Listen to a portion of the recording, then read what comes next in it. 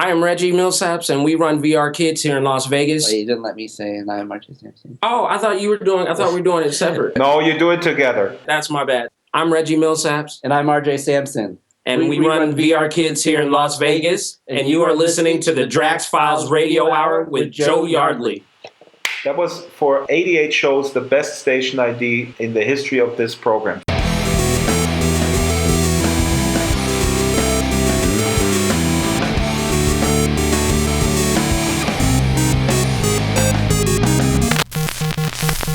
Hello and welcome to the Drax Files Radio Hour. My name is Drexter Dupre. I'm here with Joe Yardley again today. Hello. Good to have you back after last week's absence when we talked all about Goggle-Digoo and Oculus Connect and all that. Yeah. Do you know what happened at Oculus Connect? Do you have anything that stood out for you? The price of the Oculus. You know, they have to get a really good product out there when they finally do get it out there, because there is so much competition, and so far all the things they've been doing have only made it less appealing to buy one. For instance, the price is probably not going to be anywhere around $300. It's going to get more. We're not quite sure how much yet, but we already knew we sort of need a better computer. But you know, I completely understand that and accept that, because you know, you have to buy a new computer pretty much for any new game that comes out anyway. So I don't have a big issue with that. Well, for the gamers, I mean, it's an elitist endeavor, to be quite frank. I mean, people will say, "Oh yeah, but you got Google Cardboard. Poor people can have Google Cardboard or Gear VR for $99." Especially those annoying people in Second Life who sometimes use computers that were made in the 1980s.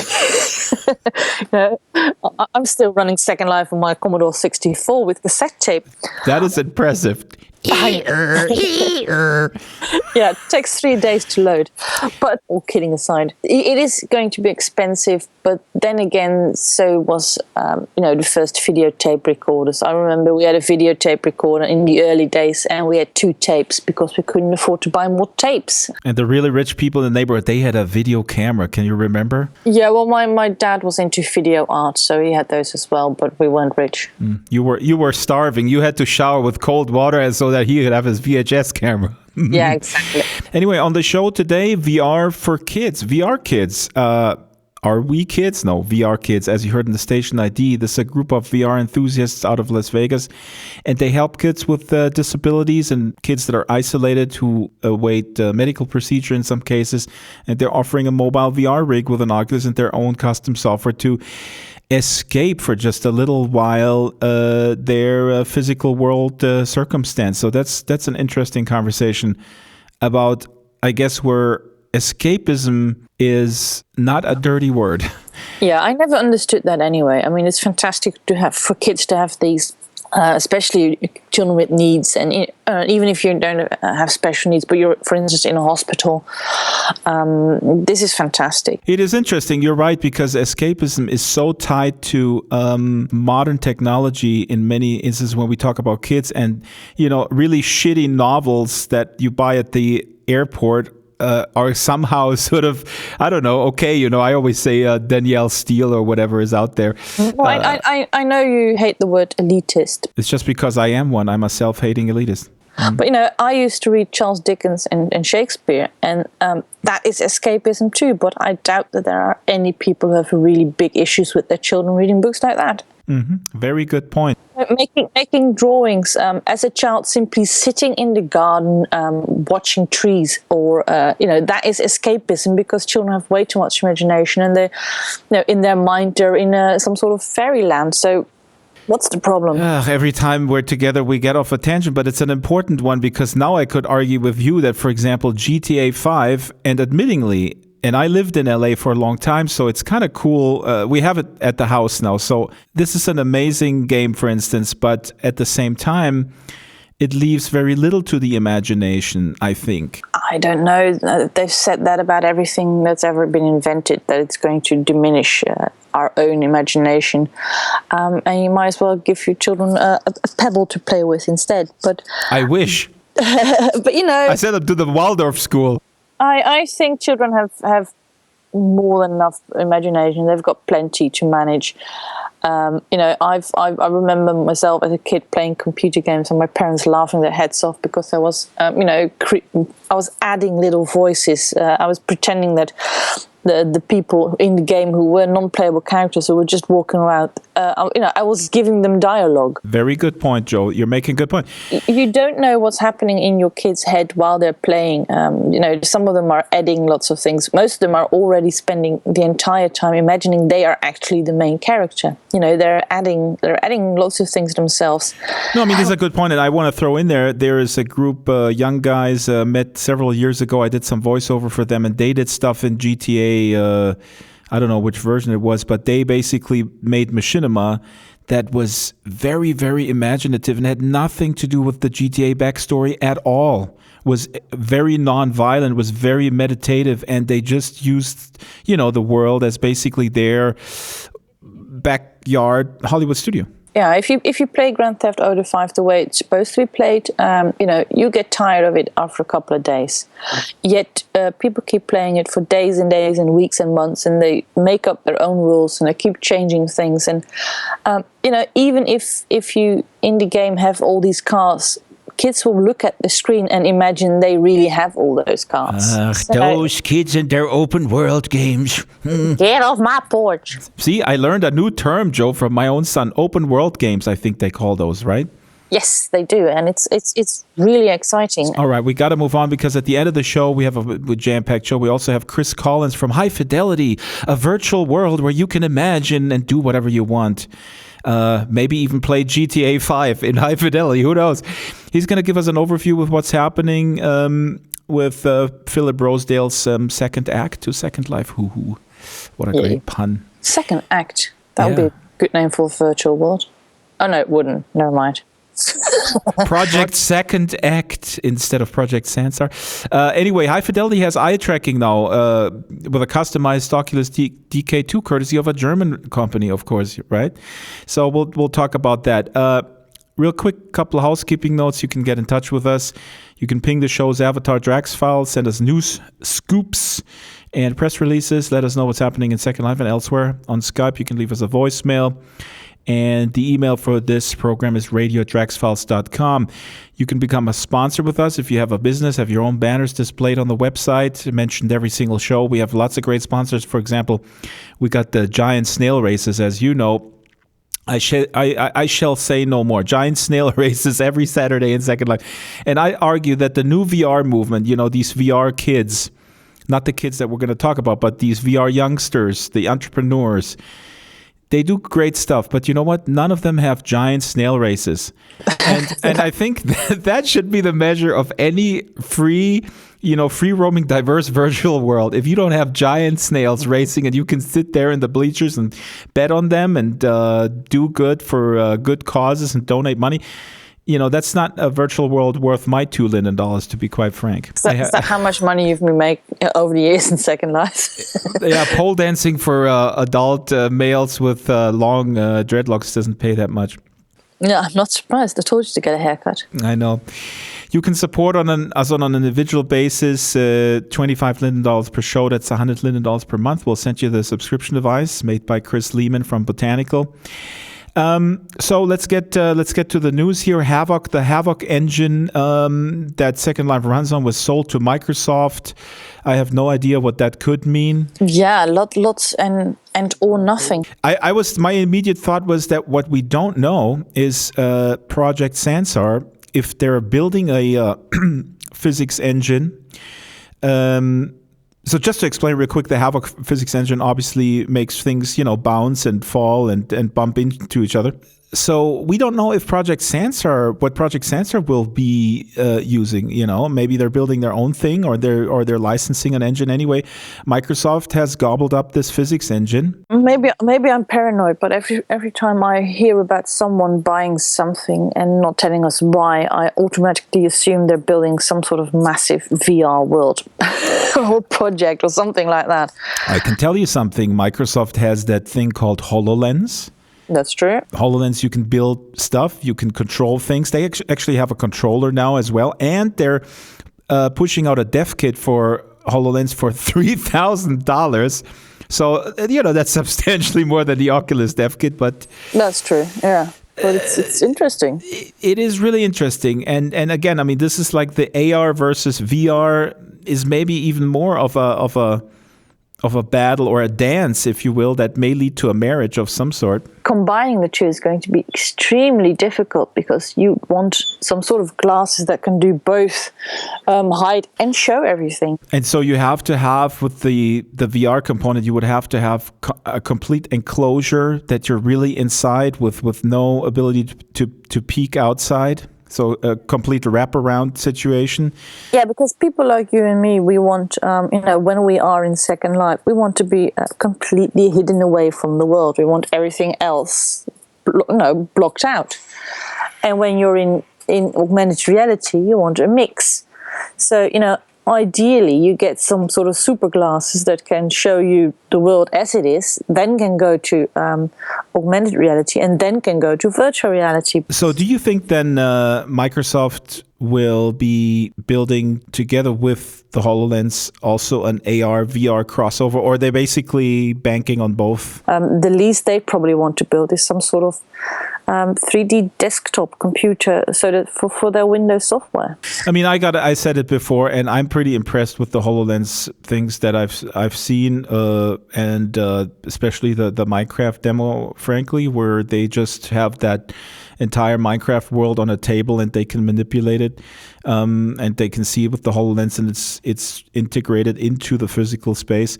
So a lot of stuff going on, and also random shout out to our friend Tony Parisi, who was booked for this show, but he's coming on next week or the week after.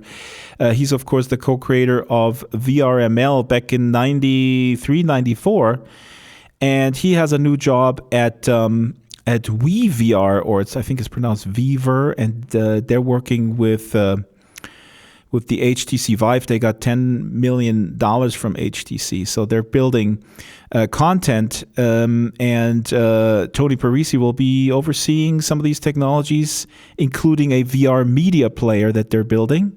So that's heating up as well, in the context of what Oculus is pushing out in terms of features and little goodies.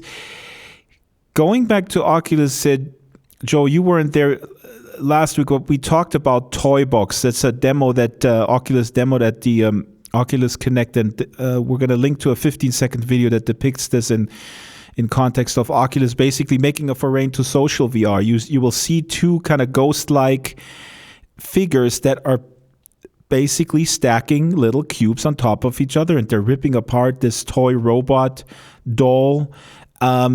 And it's really visceral and immediate interaction. I mean, it's not quite where the World Builder video is, that the demo reel of that the visual effects guy that we always reference. But we are so moving so fast ahead into that future where people can interact easily. And Joyce and Luann last week both said that the Toybox demo with these touch controllers that Oculus has is so incredibly immersive. You play around and you manipulate these physical objects. It's going really, really fast. And we will never have that in Second Life. And will it make Second Life obsolete? Is it obsolete? Well, that's a question I really didn't want to ask this week, but I guess I just did. Well, as long as loads of people still enjoy using it, it's not obsolete. That's what Rod Humble told you, remember? Yeah. It was almost a year ago. He said, as long as people like you create awesome stuff in Second Life will always be relevant. Yeah, absolutely. And, there is going to be a day, I'm pretty sure of it, and it could be in 5 years, it could be in 10 years, it could be in 20 years, when the last person in Second Life... the last person turned the light off, or what well, is it? It's probably not the last person, because you need a few people to at least make it worth Linden Labs a while to keep one single server running. But one day either... the servers are going to explode, or there are not enough people paying tier to keep one of the servers running. But until then, I think Second Life will be around. And the cool thing is that right now, of course, unbeknownst to the larger public, other than maybe the occasional journalist stumbling into Second Life is extremely vibrant. And I say this time and again, and I know I'm preaching to the choir. I could do one of those videos if I had a team. I could do one every week or maybe even more because of the incredible creative energy that is alive in Second Life. And so, but before I go into my broken record routine, let's play some music and let that sink in, and then go to our feature section with RJ Sampson and Reggie Millsaps Jr. from the VR Kids group. Here is Zach Claxton with a tune called Falling Down. Zach Claxton, of course, a veteran Second Life performer. He still plays a lot in Second Life, and yeah, just one of those examples how much talent we have. Here's Zach Claxton and Falling Down. Falling down, the light hits the ground. You see what's going down, you run away and hide. Over there, a lock of her hair. Remember how you cared, remember how she cried. Run to the sea, roll down the window inside. Inside there's nothing left to fear in all that you denied. Come follow me.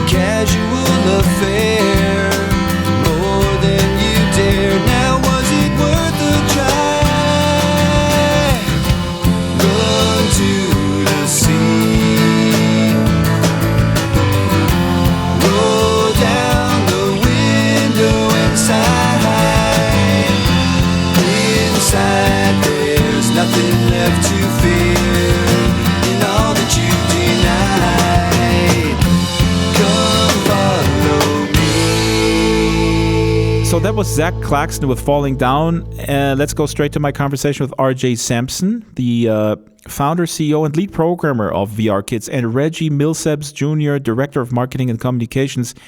It's an organization out of Las Vegas. They have 5 people on staff. They make VR content specifically geared towards kids with mobility impairment, permanently disabled kids, or kids awaiting surgery in a hospital setting, or kids who are otherwise isolated from their peers. And you know, Joe, how passionate I am about the use of virtual spaces for learning and young folks. So this is an amazing effort.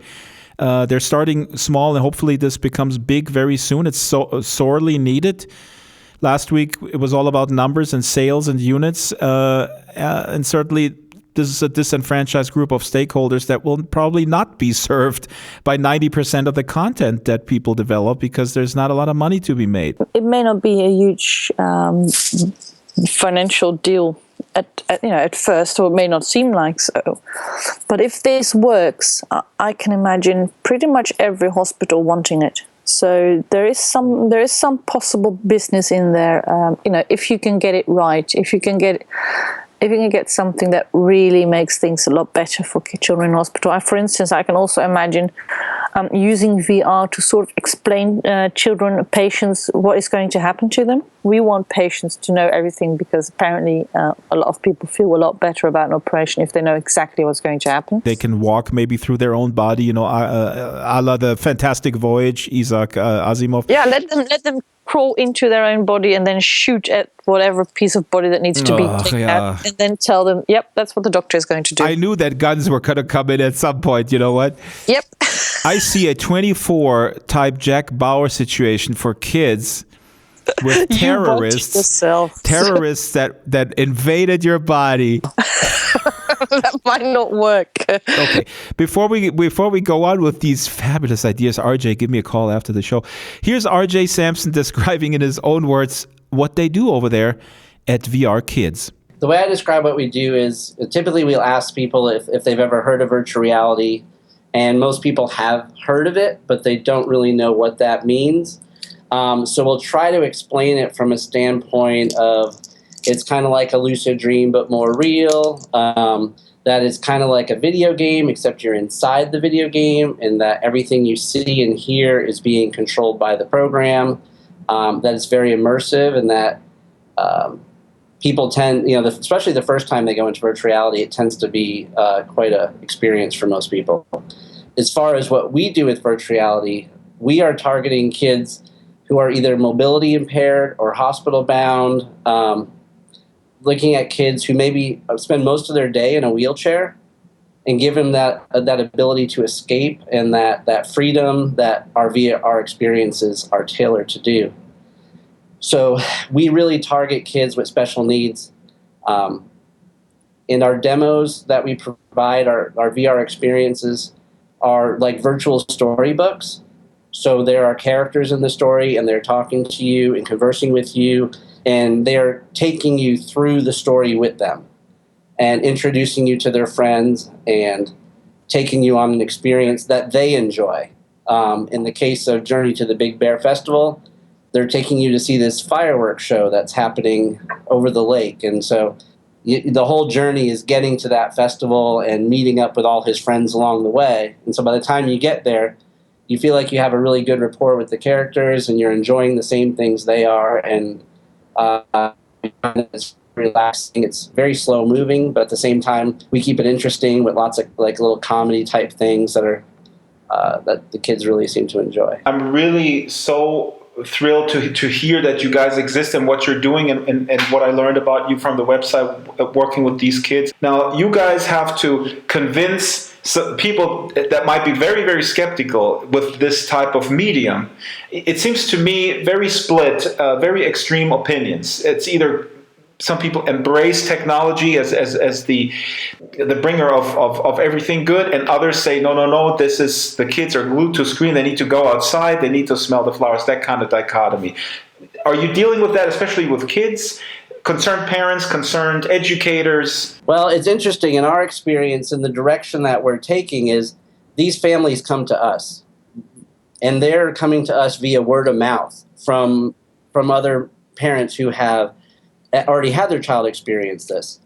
And keep in mind, these kids can't hold an Xbox controller necessarily. They are kind of not a situation where they're spending all their time in front of a screen. Now, their parents may have them in front of a TV part of the day or something, to help them. But, if you spend most of your time in a hospital bed, either at home in a bed or in a wheelchair, you're probably not sitting there with a screen and holding an iPhone all day playing games or an iPad. This is a new experience for them. And we haven't heard any pushback. Most families are so grateful that we're here, that we're a nonprofit, that we're doing this for free, and they consider what we're doing a blessing to their family. Basically, we haven't had any type of feedback like that. But one thing we have heard is that people are just, like, wow, I didn't know something like this existed. So it's been something very interesting, and just networking and talking to groups of people. People are quite fascinated with it, actually. It's something that people are. When you mention helping kids, and then when you throw in the virtual reality part of it, people just seem to gravitate towards it a lot more. So it's actually been really exciting along the way. It really has been. I can see, though, that critics could say, well, this is just another way of, just killing time. We'll go like, okay, well, these disabled kids, whatever, just sit them in front of here and then they have some stuff going on. I mean, there's a lot of dystopian visions out there in science fiction. There's a fabulous British TV series called The Black Mirror, where people are sort of enslaved in front of screens and they have to ride a bicycle, create their own electricity to keep their own entertainment going. So how are you trying to bring more to this absolutely fascinating, awesome medium than just, quote unquote, just time-killing entertainment? Well, think about it this way. What we're doing is not considered entertainment. We are not the game bus pulling up with a bunch of Wii's in it and all the kids run in and play games for a couple hours. We're not a birthday party. We're not the clown. We're not the entertainment. Imagine a child who's waiting to go into a surgery, and they're very stressed, and their family is stressed, and it's a really hard time. So we could go in the hospital, and the kid could go through this VR experience, which is only 3 to 11 minutes, depending on the child. It's fully configurable, customized engine, so each child has a very unique experience based on their own needs. Right. And so we don't treat it as entertainment; we treat it as therapy, and that's our philosophy behind it. We're just starting now to work with some psychology professors at UNLV, the college here in Las Vegas, and they are super excited to start researching with us all the things that we're finding out as we've been doing this. So our attitude is not entertainment. We don't sell it as entertainment.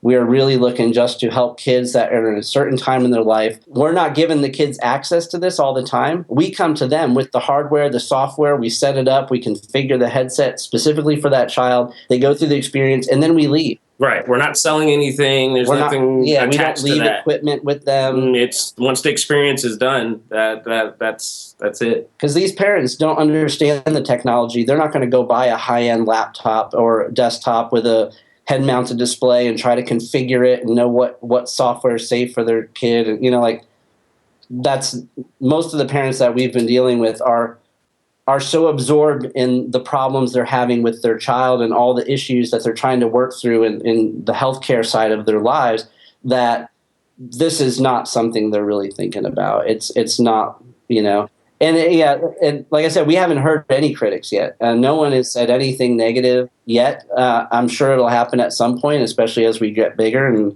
we have more people working on this. When you're working with professionals in that field, hopefully you can even write a paper on it or something that shows how the quality of life improvement, maybe long term, is really kind of tangible or measurable. I mean, is that something you guys thinking about? Oh yeah, we're always looking at how do we make sure that everything we're doing is for the benefit of the mental well-being of the child. Every decision we make is around that, and that's why we're involving folks from the psychiatric and the university, and because we don't want to just put a game out. That's not what this is about, right? Though we're using the Unreal Engine to produce this system, we're not building games. We're building therapeutic experiences.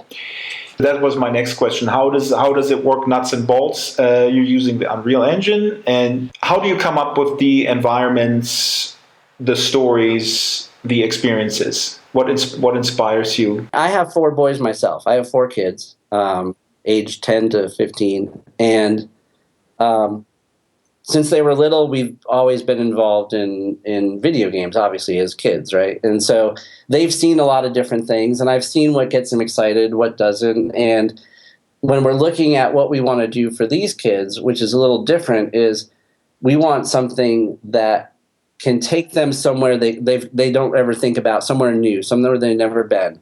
But we also want it to feel familiar. So in Journey to the Big Bear Festival, you start off at Teddy's house. And so you're in a house, so you feel like you're in an environment. There's a couch, there's a table and chairs, there's windows, you can see outside. It's very calm, and Teddy comes in and talks to you. But the idea is that we want it to be magical too. We want it to be a little bit, take you out of this world that you're in, because the world you're in now is not always the most fun place for you. So we use magic, and in that, Teddy opens up gateways and these portals open, and then you go through with him, and then you end up in another world. But Teddy's not a very good magician because he doesn't know how to use his powers very well. So you end up way up high in a tree, and he's way down below you. So now that kind of, and he's yelling at you, hey, down here. And so it kind of forces the child to try to look for him a little bit, which, not all the kids can do that we're helping. So that in itself can be an interesting piece of the thing is how can we work with therapists to design experiences that the kid would not normally participate in the therapy? Because, I was talking to this one therapist, and every time that she would go to the child's house, the child did not want to participate at all. Just leave me alone. I don't want to do it because it's not fun. It's almost painful sometimes because they're being forced to move in certain positions and stay there and then move back. Physical therapy, yes. Yeah, and so it can be very intrusive. Your whole life is sort of controlled from that point of view. So in this situation, working with a physical therapist, we can design experiences that allow the child to want to take that action without the therapist saying, you need to do this now. Okay, now we're going to do this. Because we can build things into virtual reality that the child is already interested in. And so now they're trying to do this move because they want to see something that's happening over there out of their periphery, but they can hear it happening.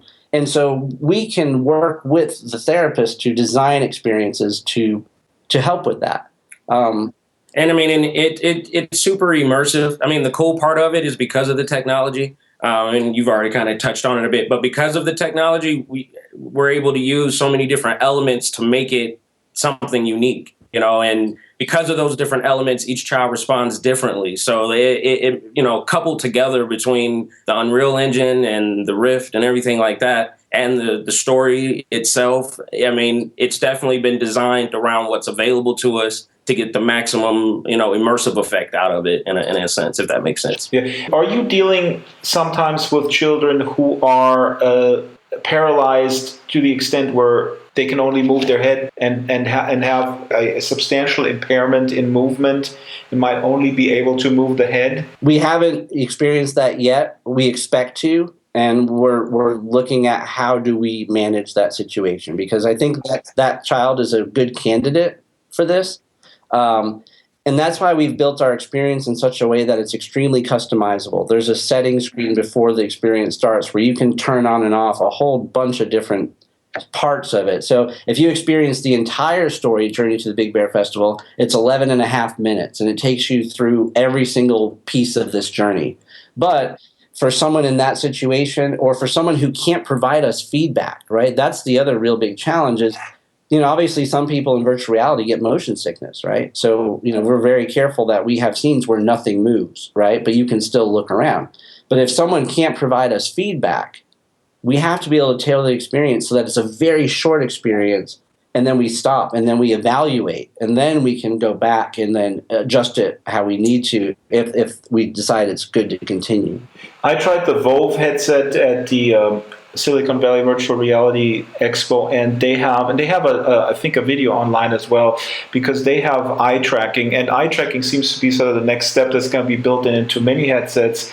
So you could imagine creating an experience, and they demo that in their video, where you can create interactivity with just of the eyes looking a certain way or triggering keys of a keyboard or something like that. Yeah, I've been seeing that as well. So just operationally now, you mentioned this earlier. You are being you go to places. So I imagine this logistically as you're growing. This might be. I mean, you must be constantly kind of on the road with the headsets going to different people. And then when you grow, you obviously have to expand and have a hotline or a calendar where people can sort of book you come to the events or come to the parents' homes. How does it work right now, and where do you see this go? Basically, we want to grow. I mean, that's our intention. But right now, we're just focused for right here at home. I mean, there's definitely a benefit to having our 5-person staff. So we kind of alternate in order to kind of make sessions work. So we haven't run into too many scheduling issues. But I mean, so far with the parents that we've dealt with so far, I mean, scheduling has been great. I mean, it's whenever you guys are ready, we want you guys to come. I mean, it's really been really, really flexible as of right now. But I suppose once we get bigger, we'll have to make some adjustments. But, we certainly cross that hurdle when we get there. But it's the exciting part of it because, that would mean we were helping more kids. And that's definitely our intention is to help as many as we can. We're at a juncture right now where the headsets are not available on the market. So how do you actually envision this change? I mean, when it comes out then next year, the Oculus first and then the others, who knows when they're coming. Probably they're also putting pedal to the metal, I suppose, after Oculus Connect, where they pushed out all these features. So the hype is increasing. Do you envision actually a lot of people having headsets at home? With the families that we're targeting, technology is not a big part of their lives in that aspect. Exactly. They wouldn't have one of the headsets that you're saying, like maybe a PlayStation or any one of the different ones that are coming out, because this is kind of more of a niche type of thing. So this is more interesting to them, I think. Kind of what you were saying. And I'm sure there will be families whose parents have the money to afford a high-end gaming system and purchase an Oculus Rift and get that going for their kids. And that's great. We have no intention of making our software downloadable. That's not what we're about because, like you said, these are very tailored experiences. We want to help kids individually. So it's a little different. And I don't think the adoption of virtual reality at that level is going to happen very quickly. I think there's going to be your enthusiast crowd that comes in first. You're going to have your stands at Best Buy, and people are going to look at it and say, oh, that's cool, but they're not going to understand how to purchase the PC and set it up and set up the Rift and the cameras. And most people just aren't going to have the patience for it right away. Once that gets past that hurdle, I see years from now where it's part of your home maybe or part of your entertainment system, or it doesn't even require the Oculus Rift anymore. There's some other holographic, or I think that's when it'll get more popular. It is really refreshing to hear your very down-to-earth critical voice. For me, who has lived in California for a long time, you hear enthusiastic hype that is such a sort of maelstrom. And now I'm in Germany, the Rift, I don't know if anybody in Munich, maybe there's 2 people who have an Oculus Rift, nobody has her. And I said, next year this might be at the store. And I'm like, what, are you kidding me? No way. So I agree with you, but more importantly, you're really targeting, as you said, you're targeting a completely different crowd, which to me is really fascinating because everything is focused on sort of satisfying the gamers that can sort of shell out, or for however they do it, $2,000 for a new machine and a headset, and you're really helping out people who benefit from that. That's where we're at too. We're not in this to profit from it. We are in it to help as many kids as we can. So even though I think like I said, over the next few years, virtual reality is going to be more prevalent. People are going to know what it is. I don't think the access to it is going to be as prevalent. Now, you described your experience. What's the level of interactivity with the experience you described with the bear? Can I walk around? Just describe it. Can I walk around? Can I interact with the environment? Or do I have to envision it as a immersive animated movie? No, it's a combination of things. So some of the things that we've done in the past that we've actually removed was eye contact. So when you look at things in the scene, we cause something to happen. but we found that to sometimes be confusing. So we eliminated that temporarily so we can experiment a little bit more. Right now, our experiences are like a ride at Disney World. You are in one place, but you move through the scene kind of like Small World, and everything's happening around you. But the characters interact with you. They walk up to you. They talk to you. They talk to each other.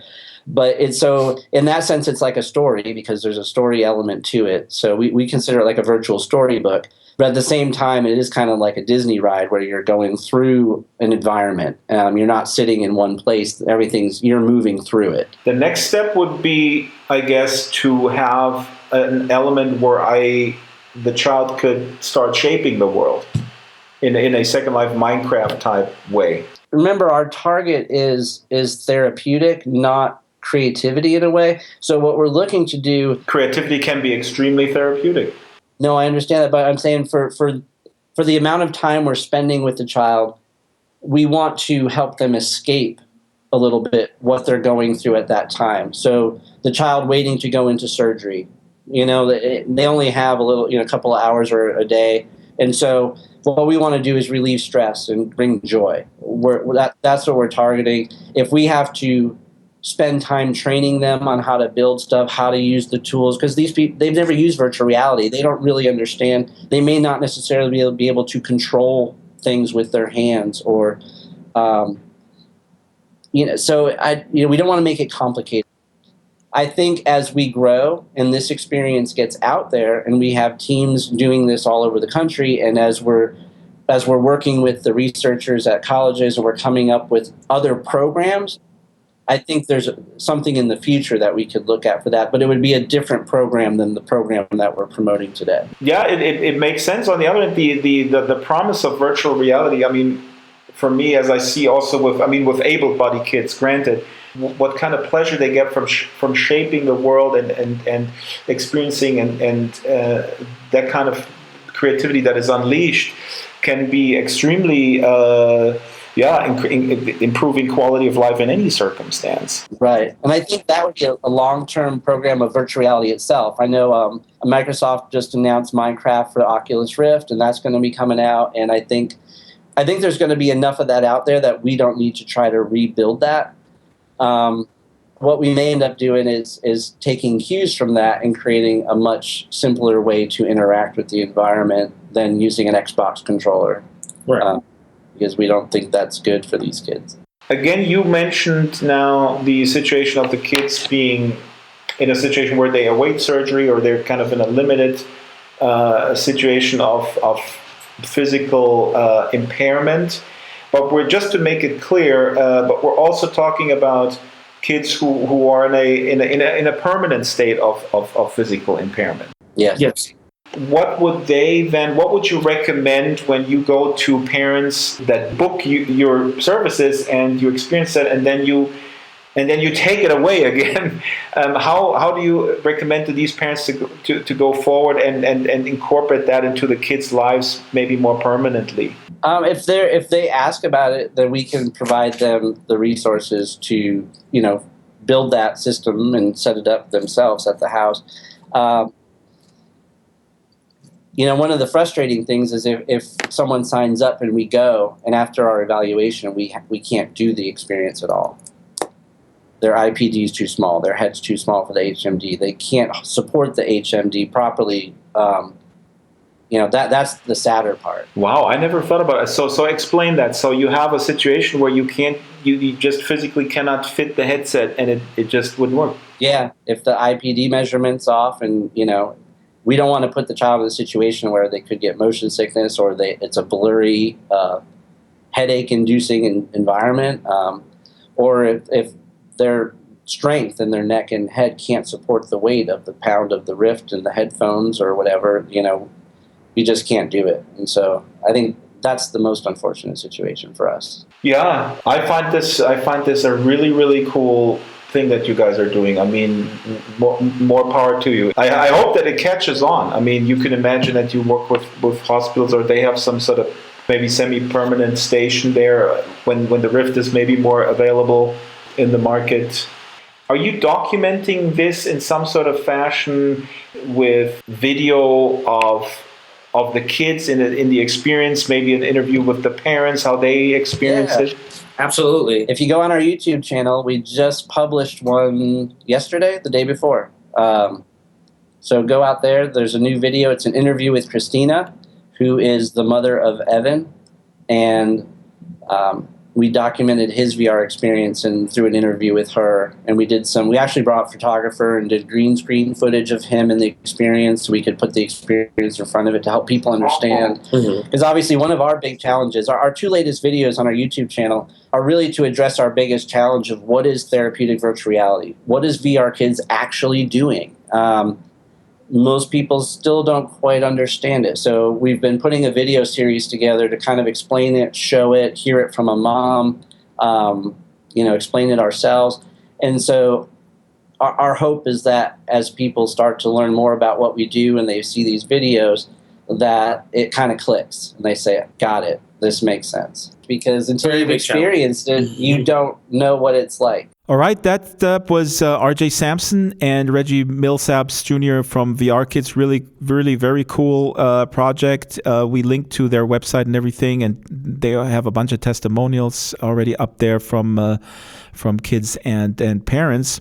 So we're running out of time. We're getting towards the end of the show. We still have some important stuff coming, but I want to say what you said earlier, Joe, that there is a market for things, and it reminds me of the conversation we had when Canary Beck was on, and I had to disagree with her about that old people or older people are not a sort of a relevant target group for VR, and I so wholeheartedly disagree. And we're obviously on the same page on this one. As we all grow older, this is a marvelous way VR is to stay engaged and in touch when the body kind of just deteriorates a little bit, but the mind is still there, And, old people are also just much more interesting and fun than young people. We have Chris Collins from High Fidelity, the Philip Rosedale venture, a virtual world, unapologetically a virtual world, where you can do whatever you want to do. And it's an alpha, as our listeners know, and many Second Lifers are in there already shaping the world. And Chris Collins, who is a jack of all trades by his own account at High Fidelity in San Francisco. We have him on. And Joe, do you have any questions for him? I know I'm narrow-minded, but the only thing I really want to know is when can I start building 1920s Berlin there? Are they ready for me yet? Okay, let's ask Chris. Chris, what do you think? She can do that right now. We support currently two types of mesh formats, FBX and OBJ, both very standard. And in most cases, you can actually convert different formats to those ones. We are building out the graphics engine quite a lot, and with our most recent update, you can probably see some of those, the changes that we've been made, and there's lots more to come, but she could do that right now. Mm-hmm. And how's the marketplace shaping up when it opened? I mean, there was already content there. Are people submitting content? Yeah, at the moment, the marketplace is still all free. You can only put up free content there that you can obviously freely distribute. We put a lot of content up there that we come across. Some other users put up content. Just for anyone putting it up there at the moment, everything on there is just for free use. So just free content. You're thinking in the future, once you start, are you saying that more content will flow in? I mean, obviously with more users, but also when you start, that people can actually charge for their content so that it's worth their while, basically. A couple of things. Charging for content's obviously a big deal. A lot of people want. And then the second thing is, which we're actually doing a lot of work on, which is really interesting, is our own protocol for storing and moving content around. At the moment, the first phase of that is just being able to have it locally and serve it up locally from your own domain to people, which is nice. Going forward, the ability for that content can be distributed across the network with how we're going to be setting up the network, which is going to be really, really interesting and allow content to be able to be delivered to you incredibly fast. Where is it centrally stored so that other people can pull it down? A lot of people put it on Amazon, some people put them up onto Dropbox, and then just recently, so it's very, very early, people can also just store it from their own domain server. serve it up from their domain server. This is really the concept. If people don't know, people listening to this don't know. I mean, you're really making this such a distributed platform that you guys don't store anything. No, we're not hosting any of those files. The marketplace is a central sort of a repository, kind of, you could think of it like an eBay, where we're just the place where you can list what's going on, and we will store the reference to those files. But then that distribution's happening across the network. We want to be able to give the users of our technology as much flexibility as they want about how they want to use it, where they want to store it, but then also let them leverage the power of the overall network of with everyone contributing machines. Okay, then a couple other things that were in the newsletter, really fascinating, because obviously Oculus is putting pedal to the metal, and all the others, the HMDs will be publicly released onto the consumer market in early 2016 or maybe mid 2016, and you guys are ready to go with offering hand movement with pretty much every controller that is on the market right now, right? Yeah, that's something that's very important to us. So what's really interesting and super exciting with what's coming out next year around virtual reality is that in most cases, with your headset, you've also got some hand controllers. And then, so for us, is being able to take those points, so I can track where a head is, and I can track where a hand is, because you're holding sticks. And obviously, if someone's wearing a full body suit, we can track that. But the most common use case is you've got some sticks that are tracking your hand.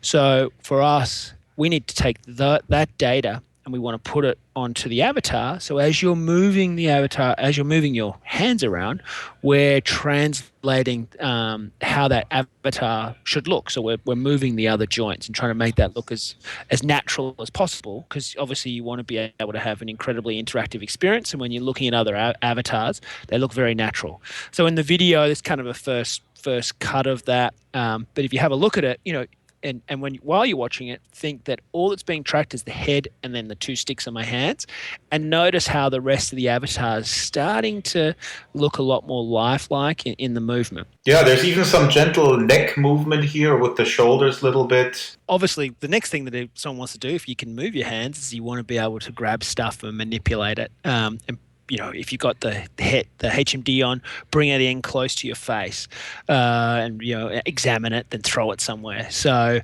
with those controllers, being able to have the hand go in, grab something, manipulate it, is something else that we're doing a lot of work on. And I think in the video you see me sort of stacking some blocks, and then I knock all the blocks over. That's fascinating, because I've seen the toy box demo with Oculus, and they're touting, and obviously it's impressive, and it's social VR because there's two people collaborating on this together in that toy box demo. But you guys have, again, sort of the virtual world vis-a-vis a demo that is tied to an HMD. So this is, again, the larger philosophical question. You guys are banking on the fact that a virtual world will be very, very attractive, as opposed to some of those demos, because you guys offer a space where many, many people can collaborate together in real time. What's key for us, and in that video, you're seeing a lot of content that we've created, the content toy box, the toys demo is a great example. The reason we're doing that is that it helps us from an engineering perspective, make sure that we're putting in various capabilities into high fidelity that would allow a content creator to go out and create something, and then someone can manipulate and play around with it. What that means is for any user that gets the technology, that they can then get it, and who knows what they're going to build. And it's the exciting thing I like about what we're doing is that out of the box you then get this incredible platform that allows you to create all kinds of stuff that is targeted towards VR, and do it very, very quickly. So I think that as far as varied experiences, we're going to be able to have very quickly a lot of really interesting varied experiences, much like the web. On the web there's just all kinds of interesting things that are out there. Depending on what you're looking for, you'll find thousands and thousands of different websites that because it's so easy these days to create web content. want to have that with what we're doing. The other thing, just lastly, well, you have particles effects in that newsletter, but also we have a partnership with a German company that is providing eye tracking in a modified Oculus DK2. So can you talk about that a little bit? I mean, the significance of the eye tracking. How significant is that? What is it, and why is it important? So basically, it's SMI is the company that's based in Germany that have modified some DK2s. They're basically track where your eyes move around, so it can track your pupil as you're looking at various things. For a experience where there's multiple people and being in a place and talking with other people, having that eye movement, it's just one of those additional layers that radically increases immersion. And when you experience it, firstly just putting on someone in a HMD, having their head move based on the HMD is incredibly compelling to just someone being on a keyboard. You see those very subtle head movements that allow you to understand someone's listening to you, someone finds what you're saying is potentially interesting. Then add in the eye tracking. And it's incredibly powerful. When someone's staring directly at you, it's hard to explain. It's something that once you try it, you go, okay, I need that in these devices. You're speculating that probably every major HMD manufacturer will realize that importance and put it into their devices. I guess, right? Yeah, I think, and it is something that once you try it, I should say for the individual who's doing it, obviously they're not seeing their eyes. Once you're talking to someone that has got it on, the level of sort of immersion and the connection you're having with that person is greatly increased. All right, so that was Chris Collins from High Fidelity. So much going on in the space of virtual worlds and virtual reality. That's it for the show this week. Oh, and we forgot, of course, one thing, WebGL, which is the ability to display 3D content in a web browser. Well, the project viewer that is out just now, and Loki Elliott alerted me to it, the project viewer by the name of Valhalla, Second Life project viewer Valhalla is out, and they fixed the outdated WebKit, which is the part of the code that displays browser content in Second Life.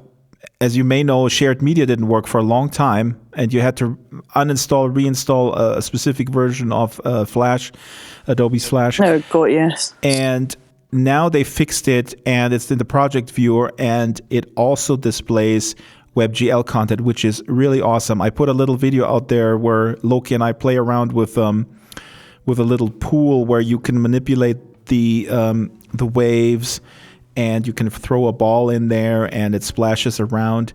All that in Second Life. So people will ask, what's the big deal? Well, the big deal, I think, is that you can, for example, make devices where you can play arcade games, for instance, or you can run Bright Canopies.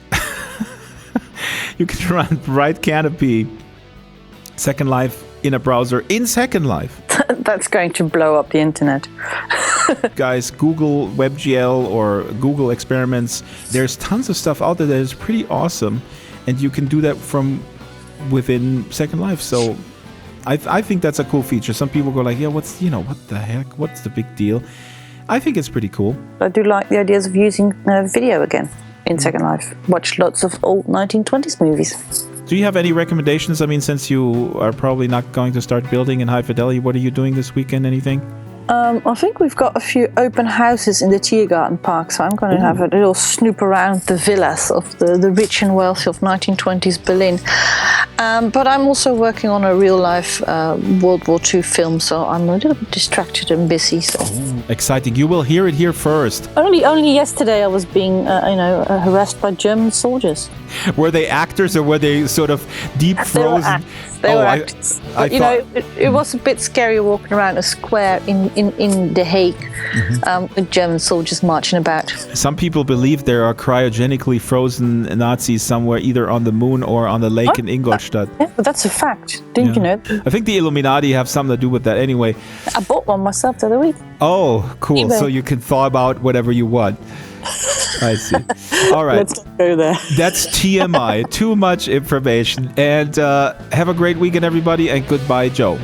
Auf Wiedersehen. The Drax Files Radio Hour with Joe Yardley is a weekly production of Basic Drax Entertainment. The show is supported by Maven Homes, Giza Creations, Botanical, Strawberry Sing, Abranimations, Eros Avatars, Caravel Design, Humanoid Animations, Avacon, The Cube Republic, Fateware by Damien Fate, the Avazines Publication Family, What Next, Bright Canopy, Dutchy Furniture, Landscapes Unlimited, Dwarfins, The Den, Following Gods Incorporated, Feroce SL, Kona Stream, and Death Row Designs. Contact the show via Skype, Drax Files, Avatar Drax Files, or email radio@draxfiles.com.